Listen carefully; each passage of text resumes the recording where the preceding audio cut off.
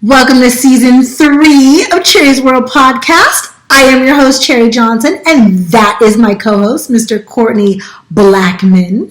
Today, I am geeked up. In a minute, you're going to figure out why I'm geeked up too.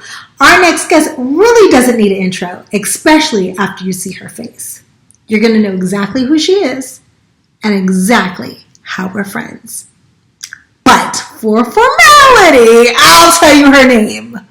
We've got Ami Foster in the house. That's right. This is a Punky Brewster special. My girl Kramer is here to reunite with her girl, Cherie Johnson.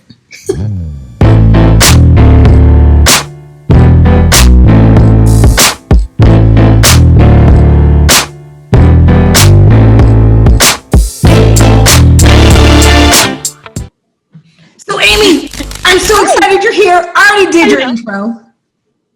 Okay. And we are just going to jump into it. I made everybody leave my house. No. Why did you make the kids get out? I did. Well, Tessa's at like a cheer performance, so she's fine. But I had my husband take Brock to the gym, and I was like, so stay with him. Don't come back. I need a good hour. I have a question for you and Courtney. Okay. Yeah. COVID is hard when you guys are married. How are you handling? As she giggles. Well, no, yours leaves and goes to work. So that's helpful. But how do you handle like keeping the spice and staying friends when you're quarantined? You want to take that one first? Me? Well, I mean, that's a question for her more. I mean, she has to deal with me. She's easy to deal with for me. I can deal with her, but she has the hard problem of dealing with me. But I think we were already friends. So I mean, I hate to sound corny and cheesy because I know there's a lot of people I know more people that's got divorced over the past 12 months than I know people that stayed together. But I just thank God it's not me. You know, I just try. That's all I can say. We just try and just make it work, you know. Family first. That's all I can say. I'll have a good answer. I think you get so wrapped up in life in normal times that this has kind of made everybody have to sit back and kind of reconnect. I'm in a little bit different situation because my husband's a firefighter. So his work life never ended. So he still was, you know, leaving here and there. But I'm used to his schedule where he's gone 48 hours and he's home for 4 days. Like that's his normal schedule. So we always have an ample amount of time where he's home full time. So I don't think it hit us as hard, like relationship wise, but I think he's like you said, if you're friends to begin with, it kind of forces everybody to take a step back, slow down, and remember why you like each other, Right. How you got here, you know? Right. And both of you guys have been married for a really long time. Yeah. With so many people who are on the fence, going through divorce, what would you tell them is the keys to keeping your relationship together? Wow. Mind your business. That's what we do. Mind our own Probably business. what my husband would say too. Mind your agree. own business. Yeah. Just agree. Just agree. Yeah. and pick up after yourself. Sounds about right. No, I think I actually think Courtney said it best. Like, I think the strongest relationships start as friendships. It's people you like as your friend that kind of morph into more. Oh, I like that. So remember that you guys were friends first, and there's a deeper purpose and love and become each other's friends again. Yep, I do. I really do believe that. Because I was friends with my husband for probably 5 years before we ever even started dating. Wow. See, without even knowing, you guys were helping a nation. Wow. I'm just saying. That's definitely not my plan because you know how I feel about that. I just try to mind my business. I don't try to help nobody or hurt nobody. I just, so. That's real. Yeah. I have to ask you, Ami, with like all the hype about Punky coming back, right? Mm-hmm. What does Punky Power mean to you? Gosh, I think TV has gone so different now that what Punky had that is missing in the world now is just that wholesomeness. Punky Power is believing in yourself, being a strong individual, kind of standing by how you feel and your own opinions and not being swayed because you're maybe different, because Punky was different. So I think way back when our show was a thing, there wasn't as many oddities in the world. Yeah. But so I think coming back and reestablishing that in such tougher times, I think it's what kids need. They need to know it's okay to be different, because when the show first came out, it was unusual to be different. Like, her life circumstances weren't common in society at that time. But now in society, it could be very common. And I think right now, kids mostly, but all people kind of need that, to know, like, just because I'm different doesn't mean I'm different. You know, I'm still a human. I'm still the same person, and you can still love me or like me the same. You don't have to judge me for that. And I think Punky Power sort of was about her teaching people to not judge each other over, you know, being different. We definitely need that now. We do, don't we? What was your favorite episode from the original? Oh my gosh. I think probably my favorite episode, honestly, was Cherie getting stuck in the refrigerator, because it was just so, like, intense. And for us and the type of content we had, we didn't have a lot of we had underlying seriousness, but it was really kind of like fun loving a lot. So that was one that just was really, like, hit differently. So I think that was probably one of my favorite to watch, for sure.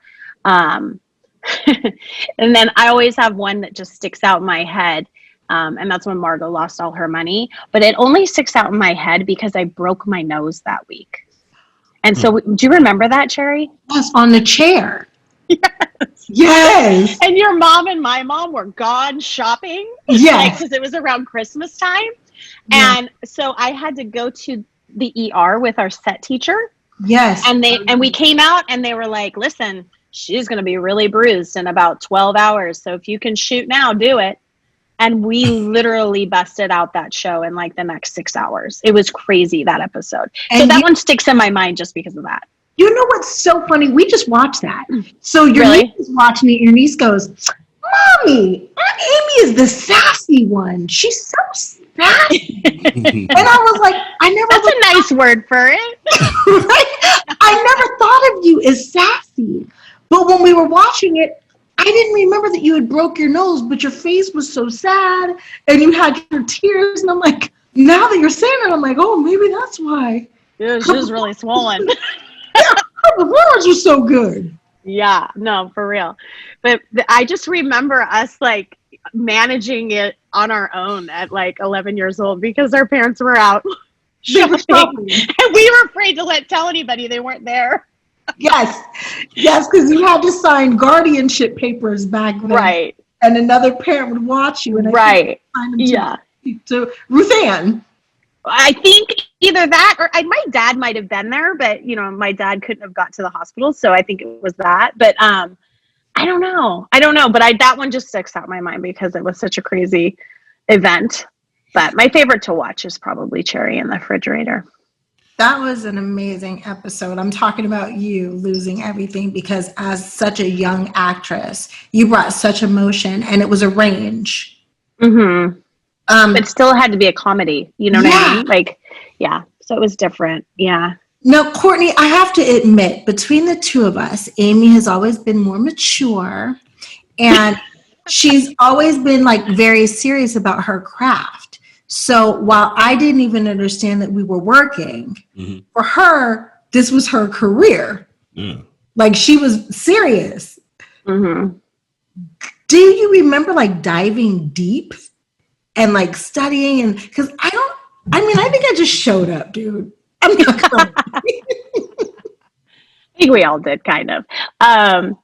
No, I mean, I remember maybe like a little bit before we started the show, or maybe early on in the show, I remember training a little bit because I had really gone from primarily commercials into television. So I remember training a little bit then, but not really during the show because we just didn't have time. Yeah, no. So we just didn't. But I do remember as a teenager doing that more.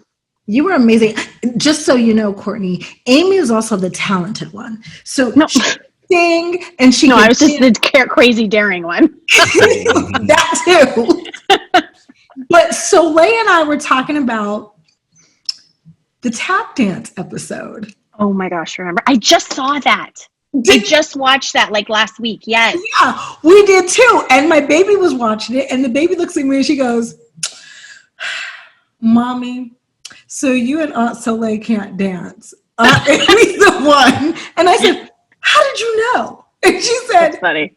She said, well, they put you off to the side. And she's 6, but she figured it out. She was like, well, they put you off to the side and you were like off beat. She said, but Aunt Amy, she just knows everything.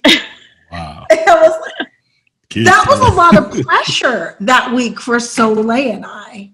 I know. I felt like, honestly, it was a little bit unfair because I had been tap dancing since I was literally like 4 years old. So, I mean, a lot of people don't even realize that that's how I even got in the industry. Yeah. So not only does she tap dance, I just got to gloat a little bit and then you could tell us the story. Okay. She can tap dance. She can clog, which I had never heard of before I saw her do it. Yeah, I don't really know why anybody would. It's odd that that was even in my repertoire. But ballet, jazz, and you could sing. So can you tell us how you got started in this whole acting thing? Yeah, so really acting just fell in my lap because I lived in San Diego. We lived in a really small town in San Diego. And I just started taking dance lessons when I was really little. I had just asked to, like, I think I wanted to take like a ballet class or something like that. And it just kind of clicked. And I danced a lot and started doing like dance competitions. And literally my dance teachers were 2 ladies that did it like in the back of their house. Yeah, it was just like this little, like, you know, man-made little, not even really a business, you know, just kind of a little hobby they did that kind of became big because we started winning. But anyway, long story short, one of the owners also played the piano and sang a little bit. And so I was doing, I want to say, a routine that was like Shirley Temple. And so she was like, wouldn't it be cool if she like did singing and dancing? It was like a song and dance thing. And so they brought me in to see if I could sing, and we found out I could. So that kind of was what happened. And so that particular routine, because Shirley Temple used to tap, they had me do tap dancing and singing. And we did little like regional competitions, nothing big, but I happened to keep winning all the regionals, and it sent me to this national, which was the United States Tap Dance Championships. And I won it, and I was 5. Yeah. Wow. And so when I won that, an agent was there. And so they kind of approached me and asked if I wanted to come and meet them. So I did. We went and met them. And again, I was like 5, and we're from a small town in San Diego. And we were kind of like, oh, maybe we'll think about it. And then for my 6th birthday, my mom said, what do you want for your birthday? And I said, I kind of want to do that thing the agent said. And she was like, you want to try that? And we were like, yeah, I would like to do that. So that's kind of it. And then she let me sign with them. So I just started auditioning, and, you know, I did a lot of commercials, right off the get-go. And then kind of delved a little bit into television and ended up with Punky. So it was kind of crazy in the beginning because we were commuting. And we came home one day, and my dad had a for sale sign up. I was like, yeah, this is crazy. We're going to need to move. So we moved to Orange County. We didn't go to LA, but we moved to Orange County. you know what? Not to be funny, but Amy is the one that told me that Punky was coming Was back. having a reboot. Really? Well, and I found out from my son plays like travel baseball, and I was at a baseball tournament, and this other mom from a kid on his team goes, "Are you going to do the new Punky?" And I was like, "What are you talking about?" And she showed me this whole article, and I was like, "Wow, I don't know anything about that. I'm going to call Cherie." And then you didn't know either. I had no idea. Amy called me, and I was like, "What? I know. Serious?" And she goes, "It's on the internet." I know. Well, Last it to must know be that. real. I know, right? Nobody's called me. I guess you can ask me what I thought about there being a reboot. Maybe? Yeah. Okay. Here we go. Okay. So what do you think about there being a new reboot of Punky Brewster?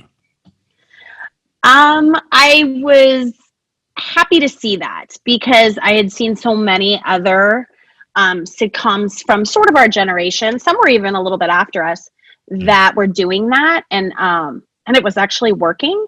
Like they were coming back, and they were pretty good. They were decent and had a pretty good following. And I thought that would work because there's something about Punky Brewster that has lifetime fans. Yeah. So I think that not only, even though our fans are adults now, I think they would, not only do I think they're going to turn it on just for like the nostalgia of it, I think they want their kids to watch it. Yeah. So I just think it's going to be perfect. I think it's a perfect timing. I think the world needs sitcoms again. I don't think that exists like it used to. I mean, Cherie, if you think about it, like when we were doing the show, all of the other sitcoms simultaneously at the time with kids in them, like we were all friends. Like all events were together. Like we were very social in that aspect. And I don't know that like actors in the youth quite have that anymore. I don't think they do. Not the way we did. And No. it was great with it too, because they always like had those parties. Mm-hmm. You know? And not like questionable parties. Like, because everybody always says, was there bad stuff around you? And not like that. Mm. But they were very like dinners and dances and the kids from every show, you know, it was like a celebration. Yeah. It was that's what it was. It was a celebration of all of our wins. And I think at that time, like the network really championed us. Totally. And there were some parties that were network specific, but there were also some where it would be a mixture of kids on other networks at the time too. Oh yeah. They talk about Alfie's Soda Pop Club, right? Yeah. So, I still talk to him every once in a while. Really? Yes. Isn't that crazy? Huh? How is he? He's good. He's in LA and just does his thing. But yeah, we laugh about it all the time. It's so funny because every time we talk about it, there's always some comments about, oh, I've heard about that club. I never saw nothing funky there. Did you? I don't know. Either I was so naive to a lot of stuff going on, or it's just a bunch of stories because I didn't see it either. And quite frankly, like, yeah, there's those few child actors I know that maybe things didn't go well as they morphed into their teenhood and young adults, but it's not that many. I mean, in the grand scheme of how many child actors we were friends with, majority turned out just fine. I love that you say that because I always say, like, I hate when I get those questions. How did you duck the child star curse? I'm like, hold on. Didn't you go to school with somebody who did drugs? And that's what I was just about to say. Like Cherie has made me realize, like, it's just like high school. And like you said, I know friends that fell off on the deep end. I know some that are perfectly fine. So it's the same thing. Yeah.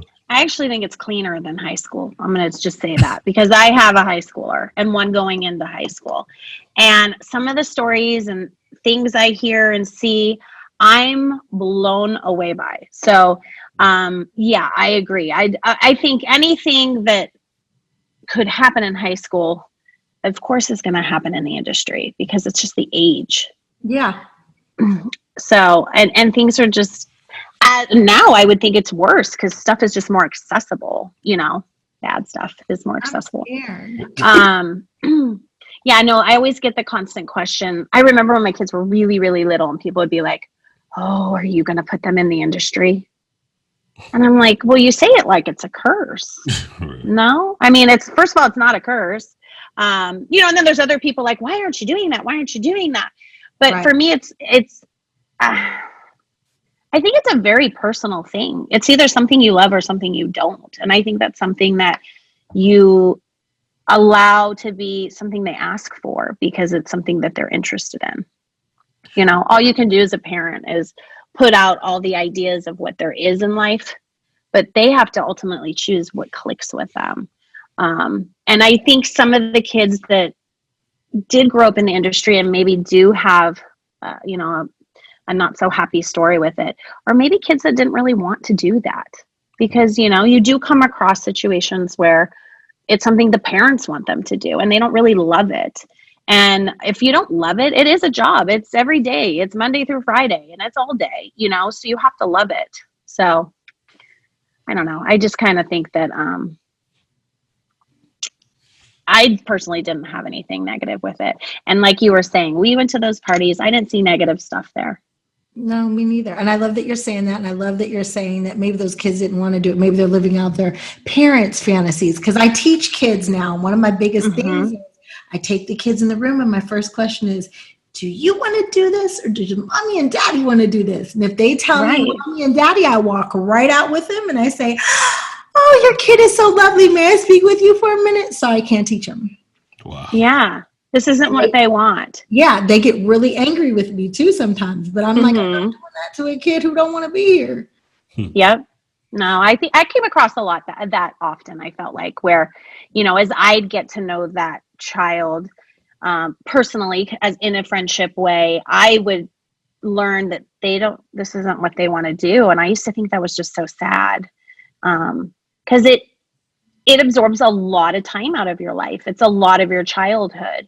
So if it's not what you love, then let them do what they love. You're only a kid once, as we all know. That is a very short part of your life. Short time, yeah.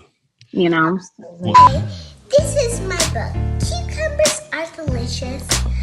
My mom tried to hide me from the public, but it didn't last. I have big dreams, Make sure that you can find it at therealcherie.com. Well, how do your kids look at you, and do they? I mean, I know they look at you as mom, but do they? With you being, a child star, like how do they look at that? It's so funny because for a long time they didn't really know, and not because it was like kept for them, but it was just more so that the show wasn't on, and it wasn't something we talked about all the time. So as they got a little older and kind of understood things more, they did know that that's what I did growing up. My kids are really different from each other. So my daughter, she's a dancer. She has delved into the entertainment industry. She has that artistic flair and it very much so interests her. And she has worked. She has gone that path. My son, on the other hand, thought he would want to because his sister was doing it. So he was like, yeah, I want to try. And pretty much the first time he would have to miss baseball practice for an audition, he was like, oh yeah, no, I'm not doing that. No, that doesn't, no. You can tell them I'm not coming. I'm not going to not go to baseball. Yeah. And he says now that he thinks it would be awful for everyone in the world to know who you were. He's like, that sounds terrible. I don't want that. My daughter would think it's fantastic. But they both, it's kind of interesting because their friends will ask like, oh my gosh, your mom was on TV, and they're not super like impressed, I guess would be the right word. I think they've come to realize that like people on TV are just normal people. So, and probably because they've, met other actors from me that are my friends. And like when they see Cherie, she's Cherie. She's not Cherie from Punky Brewster, They could care less. Yeah, it's interesting. which I think is cool. Like, I think it's cool that they see that it's somebody's job. It's just what they do. And you should treat them all the same. And you should never put somebody on a pedestal just because they chose a profession that might be more in the spotlight, because they're still just normal. And I remember when we were on the show, like, do you remember trying to go to Disneyland? I remember. Yeah. One time we got in trouble when we went to Disneyland. Mm-hmm. Do you remember why? Yeah. No, I do remember us getting in trouble though. So we were really bad. We were not bad. We stole your dad's wheelchair so that we didn't have to sit in lines. The lines. That's right. That's right. We did. Oh, wow. Okay, that's bad. Wow. Looking back, that is a little bad, I guess. That was funny though. But your dad was so amazing about it. He used to have this cane that collapsed. Yes. So just so you know, Amy's father was like my crush. I adored Arnie, right? Arnie was my man. Arnie had this cane that collapsed, and he would fake like he was going to hit us with this cane, and it would break, and it was like this big ordeal. So when we came in the house, he was like, "Where's my chair?"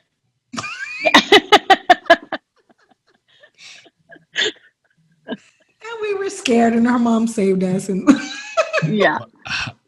How did you guys steal a chair and go to? How did you guys do that?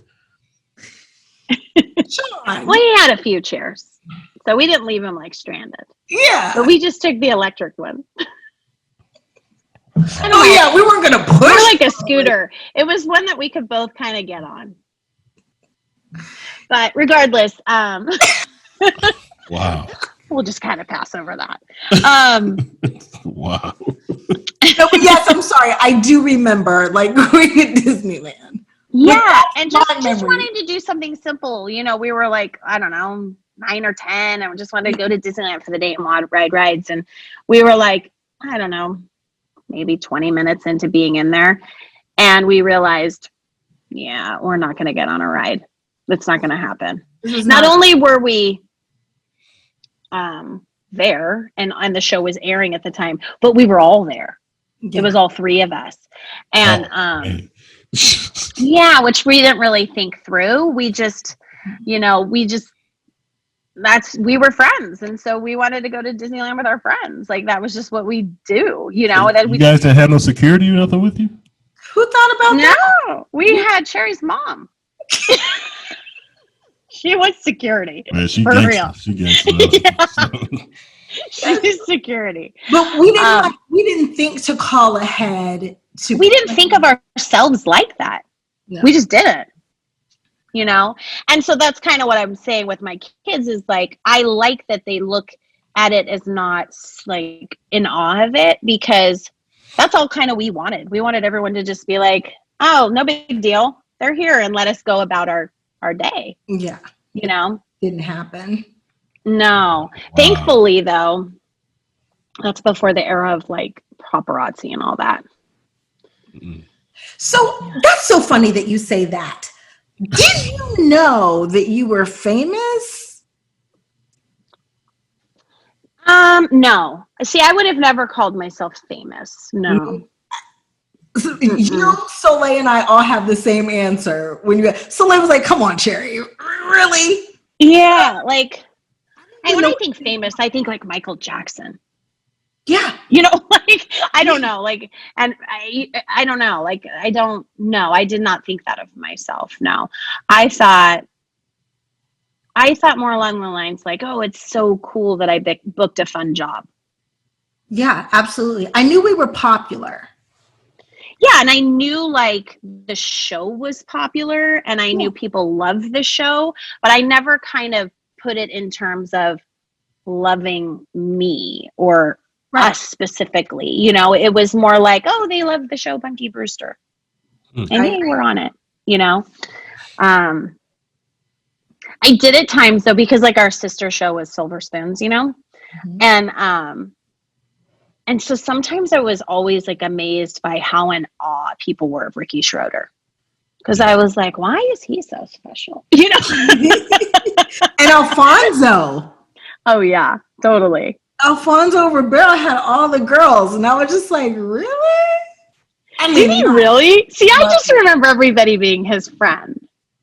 Oh no, the girls went crazy. Like when you guys came to my birthday party, Uh-huh. it was a big deal. Amy was in the house. Soleil was in the house. Alfonso was in the house. I mean, I guess they were my friends, so I grew up with them.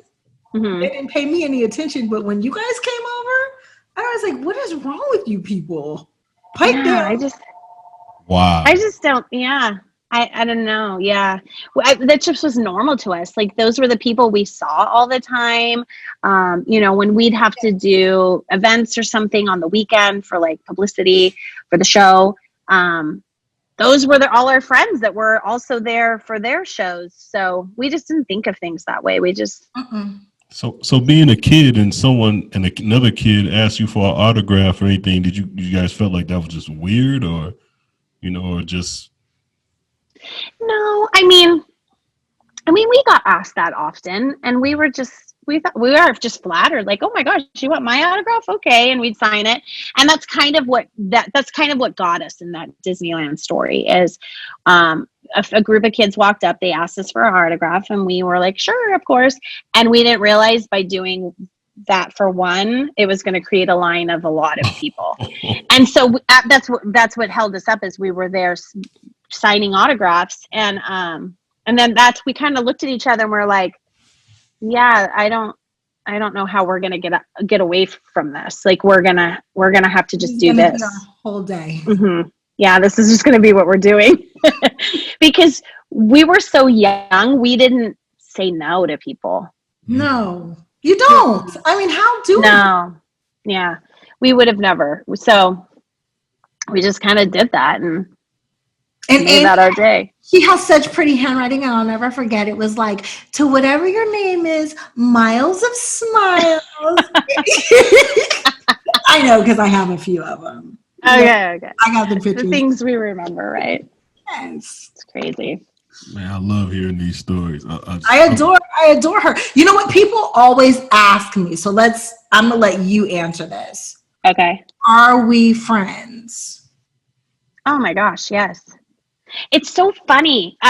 Just like a week ago, my daughter was kind of going through a thing with friends, and she was labeling like best friend, or you know, this one's my best friend and this one's my friend, and I was like, what is that? Like, why do you have to label that? And she goes, well, you know, like a best friend means like you have to give them more time. And I used you as an example. And I was like, no, you don't have to label friends. But a friend is somebody that I said, but somebody that's truly like your best friend is somebody that you may not see for like 2 years because life just takes you in different directions. Yeah. But when you come back, nothing's changed. I'm like, when you experience that, that's when you'll know who your best friends are. You don't have to say, you're going to be my best friend, and now we have all these rules, you know?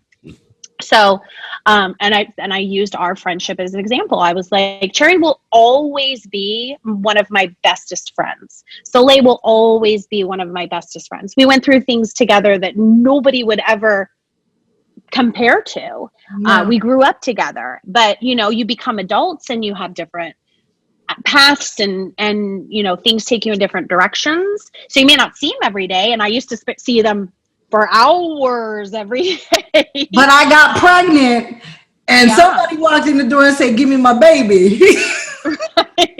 I'm like, and so when people ask me that too, like, oh, are you still friends with them? And I'm like, I'll always be friends with them. What are you talking about? Yes. They know things about me and saw me go through things in my life that nobody else ever would or could. So of course, yeah. It's just different. Yeah. People always say, like, when they work on a show, like, oh my gosh, they're my family, or, you know, I can't believe it's over. Or that's, you are like family. Oh, yeah. It's a different, you know, like your siblings that you grow up with and you live in a home with all the time. That's what being on set's like. Yeah. Because you're there all day. For a lot of days. And For a lot of days. I'm serious when I talk about like I had a baby and somebody walked in the hospital. Yeah. Wow. And I was so happy to be able to hand her over to you, because she had been there with me through the whole journey. Like, that's my friend. You're gonna make me cry. I'm sorry, don't cry.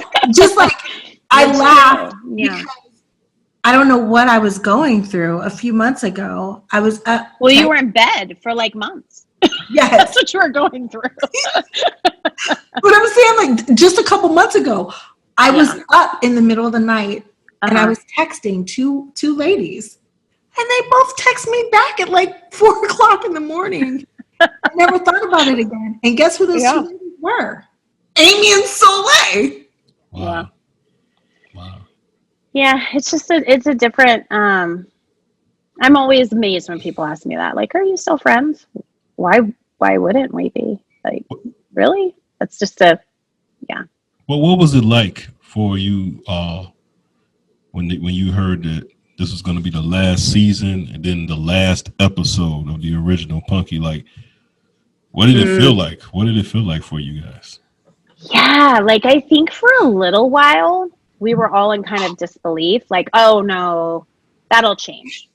They'll pick it up, I think a lot of us were in denial for a bit, but then the reality came, and yeah, it's hard. It's a hard adjustment because it's what you do every day with certain, and it's like beyond just Cherie and Soleil and Susie and George. It was it's down to like your wardrobe people and your prop guys that you're friends with, and those are like your people, So it's a weird detachment. It's hard to detach.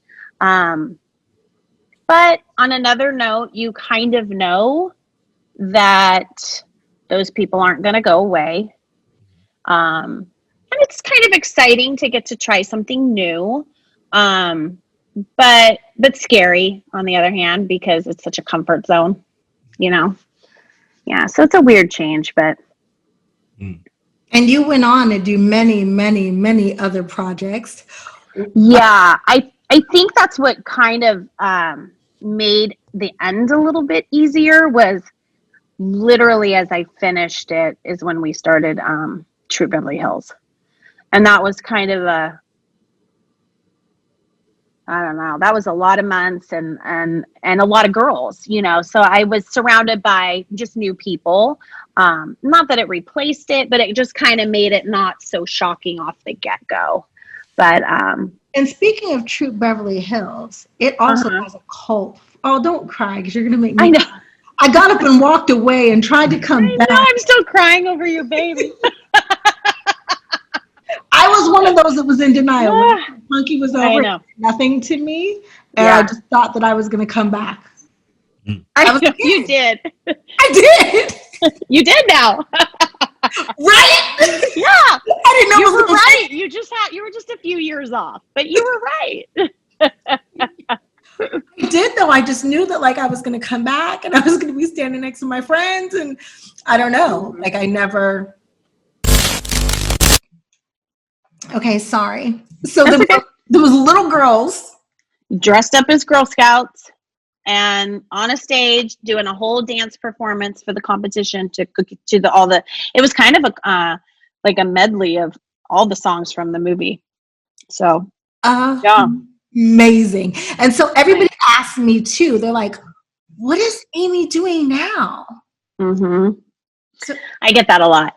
So as you know, and probably I don't know that they know, is I did work after Punky for many, many years. And then kind of actually did a short stint of kind of delving into the music industry. And I moved to Nashville for 2 years and did that and loved it.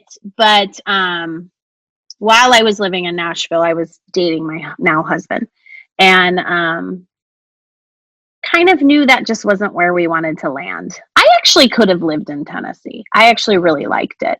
But all my family was here, so it was kind of hard to be apart from them. But he was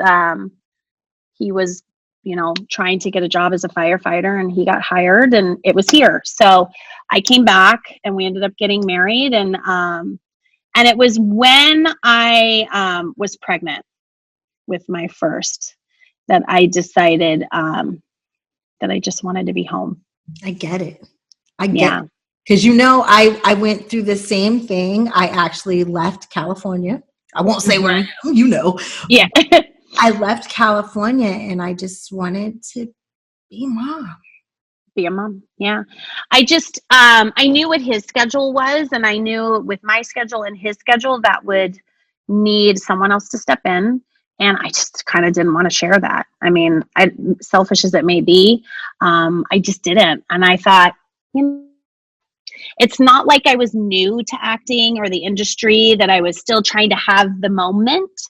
I thought, I was pretty lucky and pretty blessed, and I got to do some really awesome things. Like, I feel like I've succeeded in that. And now I want to succeed in being a good mom. Absolutely. So I kind of just pulled the brake and just stayed home. And then, then I had another kid, and then I was busier, and then, and then years go by, and you're like, wow, it's been that long. People ask me all the time if I would go back into the industry. Now, yes, maybe I would, because my kids are self-sufficient. If anything, I'm now to the point where I'm almost begging for their attention, Right. Like, hey, don't you want to hang out with me today? Right. So, now looking into my life, I'm like, now I could probably pull it off and it wouldn't hinder their time. But I thought, it's their turn. Let's make it their turn and their time. So yeah, I'm married with 2 kids and being a really busy mom. And that's such a beautiful thing. Mm-hmm. It really is. I feel you, because that was my plan, to be mom. I mean, once you look at that face, man, you don't want to leave that little face in the hands of somebody else. Right. Yeah. Exactly. And I didn't want to miss moments. Like, once they started doing things, like Jessica started dancing, I didn't want to miss any of her performances. Brooke started playing sports. I didn't want to miss games, so that was that's how it grew to being longer, is as they got older, they had more stuff that I wanted to be at. They were little. I didn't want anybody else to have to take care of them. I just wanted to do that myself. But as they got older, I just didn't want to miss moments. And that's what people don't understand. It's a job, but it's not the kind of job. It is. You don't have sick days. You don't, but and God bless, there are so many people in this world that have amazing professions and kids, and they do a great job at it. And I think it's just a personal choice. Because we don't get to get home by 5. You don't get to get home by 5, and you don't. And maybe because I did work all my life, I didn't mind the idea of just being home, like me taking a break too. And I didn't mind any of it. Like, I loved every minute of working and being on set. But, I think the combination, like, it doesn't sound so awful to me to stay home either. But wait, you said get a break, honey. You don't get a break. You've got 2 kids. No, I was fooling myself by thinking that. No. It's not a break. I still don't think I get to use the restroom by myself anymore. Like, if they either walk in or they need something, I'm like, seriously, it just takes me like 45 seconds. Can I just have 45 seconds? What do you need that's that important? Right? So yeah, I mean, that's kind of, the avenue I went. Just took a different path. What a beautiful journey. So Courtney's going to kill me for this, but okay. Because of COVID, I was addicted. Am I allowed to say it, Courtney?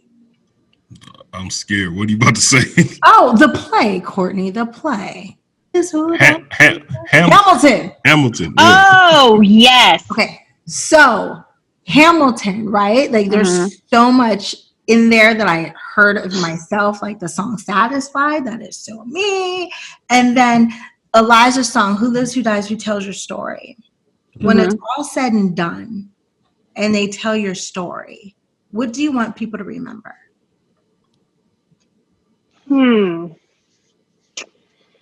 Whew, that is a tough question. I think I just want people to remember that I followed the exact path I wanted, and I was lucky enough to do that. My successes were just a lot earlier in life, and I think those should all be remembered. But I think my biggest success is my kids. Man, that's dope. Yeah. Our kids are gorgeous. I All things. They're good kids. Yeah, they're sweet. They're good kids. I They're had good kids and good people. That's I think more it's important to raise good humans. Yes, more important. Yes. Mm-hmm. I had a technical difficulty. I don't know if you guys touched on it, but I'm leaving Punky and going to Troop. Why? She's gonna make me cry. Why? I love my kids too. Your kids, my kids are all killing me today. Here's what COVID does. It makes you emotional. It makes you appreciate and be Yeah. grateful and live in gratitude for sure. Totally. Okay, I'm sorry. Go ahead, Courtney. No problem. What was it like? Now you're around other actors, and but you're coming from Punky Brewster fame. Did they like look? Because you're kind of like the veteran now, even though you're a kid. You kind of like. You know what's really weird, Courtney, is at literally every single cast member except maybe 2, I already knew. We had already been friends. We had known each other in the industry. You just really get to know people from auditioning, really. Yeah. And then you may have worked together. Like you cross paths that way too. So all of us were pretty seasoned coming into that, which was interesting. We all pretty much knew each other. It was an interesting audition process because they made us audition together. And because there were so many kid roles in it, some of us were reading for more than one role, so it kind of flipped around, but we knew each other before then. And I think that was probably a chemistry that is what helped us all go ahead and get booked on that. Because we all a lot of us were really friends ahead of time. We knew each other well enough that I would definitely call some of them friends prior to it. So that's why it kind of was an easy buffer, is because I went into a next production where I was surrounded by a big group of kids, which is fun. And I knew them. So it just kind of softened the blow a little bit of Punky coming to an end. But I mean, pretty much all of us knew each other. I think, I said, maybe 2. I was gonna say, you and Tasha Scott had been friends for years. Yeah. And Emily Schulman had been friends. For years. Jenny Lewis. Yes. Kelly Martin. I think the only one I didn't know ahead of time going in was Carla Gugino and Aquilina. And Aquilina shockingly actually lived near me in Orange County, and that was just one of her first big jobs. So that was just a big groundbreaker for her. So none of us really knew her. And Carla, funny enough, was a lot older than us. Really? Yeah. So, and we didn't really catch on to it for a while. We just kind of were in rehearsals and we started filming and this and that. And then one day we realized, wait, she just drove herself here. Like, what just happened? She just got out of that car. And we were like, I turned 13 or 14 while we were filming it. And I was one of the oldest. I think I was the oldest at that time. And so when she drove, we were like, what is happening? And I remember all of us running up to her, we're like, are you allowed to drive that car? What are you doing? And she was 18. Oh. Wow. Yeah, that's a lot older. Yeah.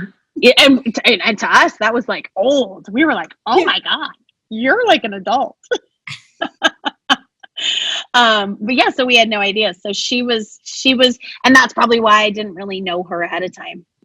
Maybe we didn't really cross paths on auditions or whatever, just because of the age difference. But But it was, yeah, so she was a bit older than the rest of us, but didn't really seem to matter. She just kind of jumped in and she was fun. She just drove us places now. Now we're like, wait, you can take us. Let's go. Sounds like my high school. She probably loved it.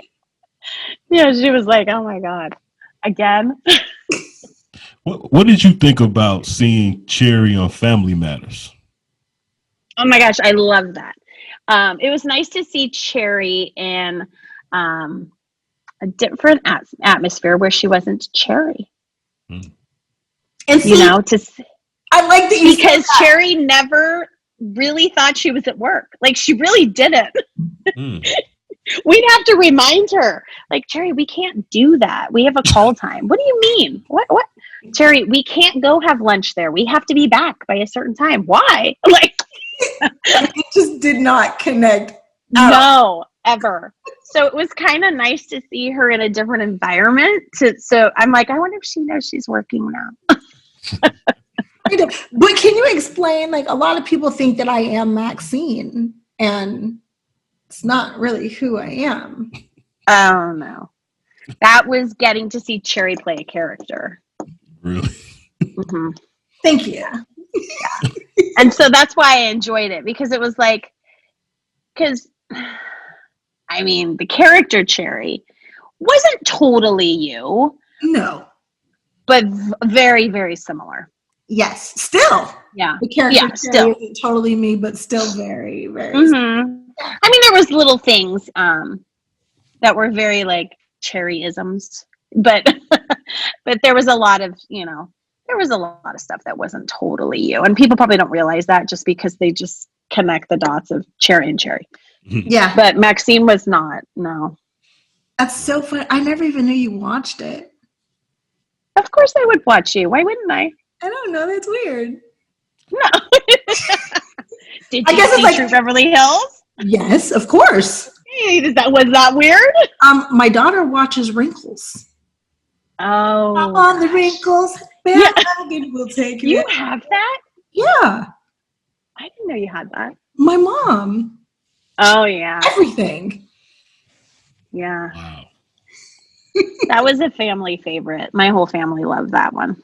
Yeah, because it sings. I mean, my daughter cared about the wrinkles. Wait, she only cares about Punky Brewster now because people are talking about it. Yeah. Let's face Uh-huh. it, we didn't sing. She didn't care. But Yeah. you sang. Yeah. Well, and it's like puppets and like light. It was. Yeah. I think I still have like Wrinkles dolls. I think. For a Sure while, do. she would do the whole getting out of bed. Oh. Plus, she adores you guys. Oh, I love that. Oh. All right. I guess I should have asked this early when Cherie asked the first question. But your husband, was he like in awe of your fame, or did he just? So that was kind of an interesting part of my life. Is so what did we do? We did 3 weeks on, a week off. Is that kind of how our schedule was? Yeah. So we had the option of going to the set on our week off and doing school on the set, or going back to normal school.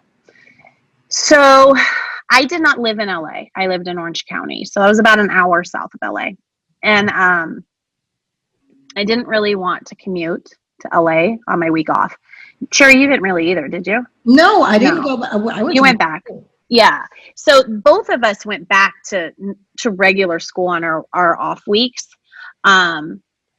It allowed me to have a totally separate social life from the entertainment industry. So I never really experienced too much with my friends of them being like super in awe or impressed. They'd ask questions, they were curious, but the ones that were like my friends that I'd known forever, they just weren't. And so my husband I did not meet until I was older, until I was a teenager, but